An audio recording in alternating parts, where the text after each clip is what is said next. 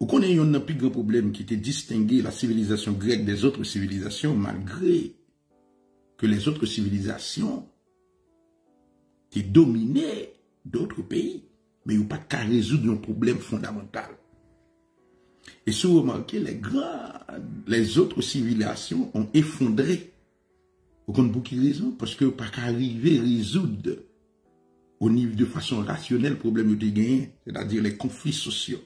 Ils ont tout effondré à partir de l'ensemble de conflits sociaux qui découlaient directement de une compromission qu'ils ont fait au niveau de la morale, au niveau de l'esprit, au niveau des axiomes, au niveau des axiologiques, des valeurs qui gouvernent et organisent la société.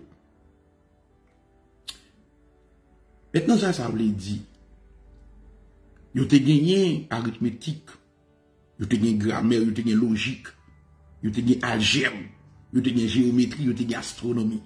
Toutes les civilisations qui ont existé et apparu avant la Grèce antique, ils ont maîtrisé l'astronomie, ils ont maîtrisé la géométrie, ils ont maîtrisé les algèbres, ils ont maîtrisé les arithmétiques, ils ont maîtrisé logique et grammaire.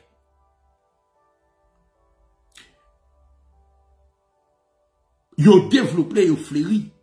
Par exemple, ouais, l'Égypte, ouais, les civilisations mésopotamiennes. Ouais, bien entendu, ils ont quitté un pointure dans l'histoire pour nous autres. La Rome, nous voyons la Grèce. Mais nos bagailles qui expliquait la puissance de la pensée grecque, qui perpétuait via l'Occident.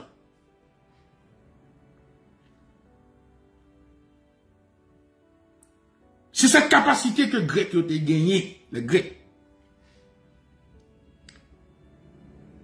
pour construire un modèle de pensée, un modèle de raisonnement qui pourrait permettre de résoudre les conflits sociaux de façon rationnelle. Ils ont avancé un ensemble de discussions systématiques sur les principes qui gouvernent en quelque sorte l'organisation de la cité. Ouais, c'est une difficulté majeure ça que nous gagnons. Vous pensez que Haïti, en tant que cité, pas des principes qui ont gouverné l'organisation sociétaire? Bien sûr, il y a des principes. C'est la raison pour laquelle nous parlons de système. Dans la démarche, dans le discours, on parlait de système dictatique économique, pétioniste, mulat, si au Libanais, mon frère. C'est parce que je suis conscient que de ensemble de principes qui gouvernaient l'organisation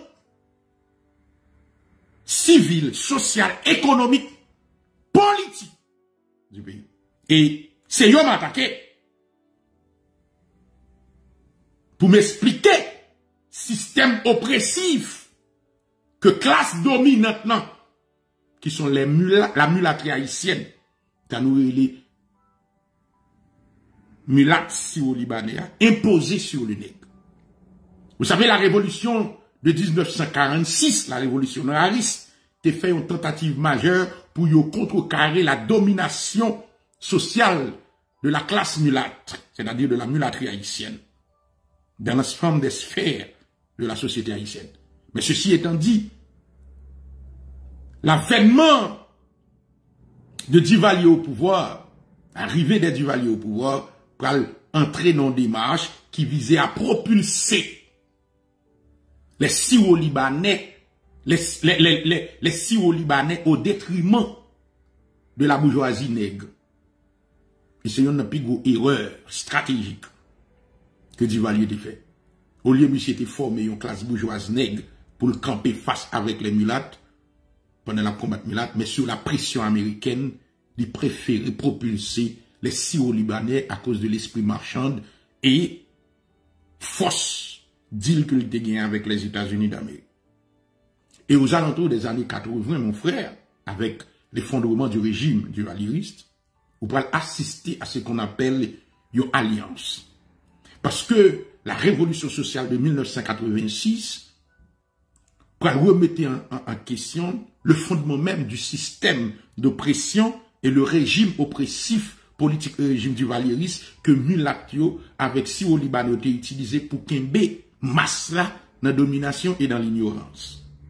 Des fois, la révolution de 1986, qui était une révolution sociale, c'est-à-dire une remise en cause de l'ensemble des mécanismes sociaux visant à exclure la masse appauvrie, j'ai bien dit appauvrie, défavorisée des sphères décisionnelles de la société haïtienne.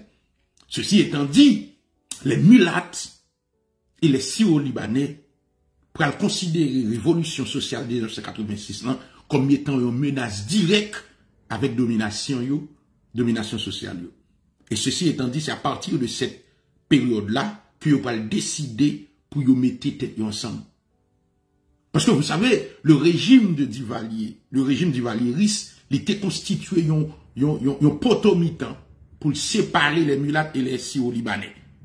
Ok, d'un côté, le régime du Duvalier en mi-temps, ok, les nègres au pouvoir, un régime répressif, les remettent en question la domination de la mulatterie haïtienne, pendant ce temps, la propulser de notre côté, en faveur, bien entendu, de la classe, des mulattes que le pouvoir fait venir aux classes économiques, pour le mettre au face à face.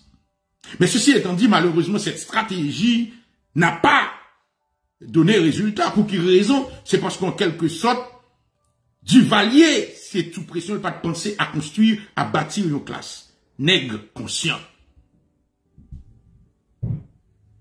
Et en 1986, avec l'effondrement du régime, maintenant les deux classes qui étaient autrefois opposées, les mulattes et les Syro-Libanais, ils ont pris une nécessité pour mettre tête ensemble face à cette révolution sociale de 1986. La montée en puissance de la masse populaire, la montée en puissance de la revendication sociale de la masse populaire, nèg yo pral mettre tête ensemble les mulattes et les Syro-Libanais, yo pral vinn conscient que yo gagné ce qu'on appelle un intérêt commun.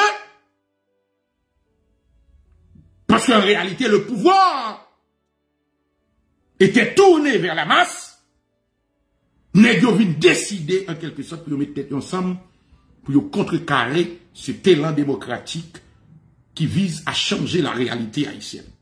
Ils vont utiliser tous les outils qui étaient dans les mains régaliennes pour être capable de combattre cette velléité de la masse, pour être capable d'émanciper un bas griffe système.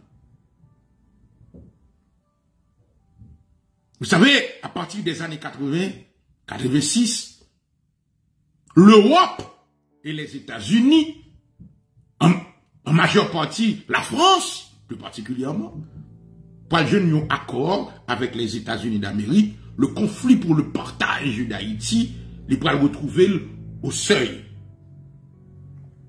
Côté que il pourra d'accord pour Mulat Syro-Libanais, mettre tête ensemble contre le nègre. Et nous pourrons assister, bien entendu, à dérive. Ça, avec, bien entendu, coup d'État 1991, ok? L'établissement régime putschiste dans le pays à 3 ans. Le retour d'Aristide accompagné par des forces américaines qui pourraient occuper le pays. Et puis, il y a une Préval, coup d'État encore. Préval va le monter. Qu'on y a tentative pour le faire en 2000, pour arriver 2004, pour voir Aristide aller. Et d'autant plus, il va utiliser des forces armées contre Aristide. Ok? Et le pire, jusqu'à ce que ils ont construit ce qu'on appelle l'autre Aristide Barou. C'est un travail extraordinaire.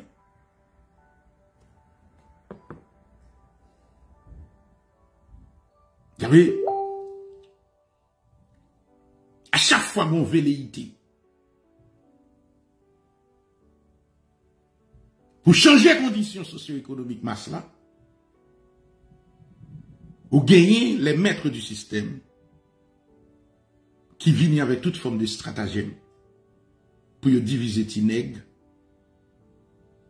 toute forme de stratagème pour acheter la classe moyenne et utiliser les appareils oppressifs de l'État pour contrecarrer cette velléité d'émancipation du peuple, de la masse. Et travail psychologique, ça, il fait, nous mettez nous dans une situation côté que nous venons que toute tentative que nous faisons pour une chambre de système là, nous escompter un échec. Crier, non mais c'est quand même sidérant. Ça a une tendance à pousser à rabaisser l'esprit à flatter.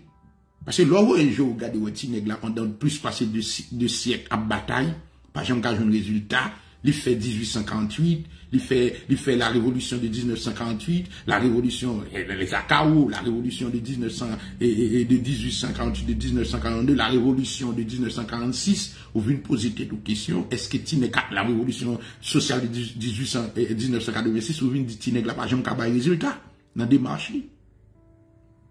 Maintenant, le comportement qui est plus approprié pour vous, c'est rabaisser l'esprit, licher de la classe dominante là, mulâtre, fait flatter classe dominante mulâtre là, pour en quelque sorte, si ou t'es sous son mante,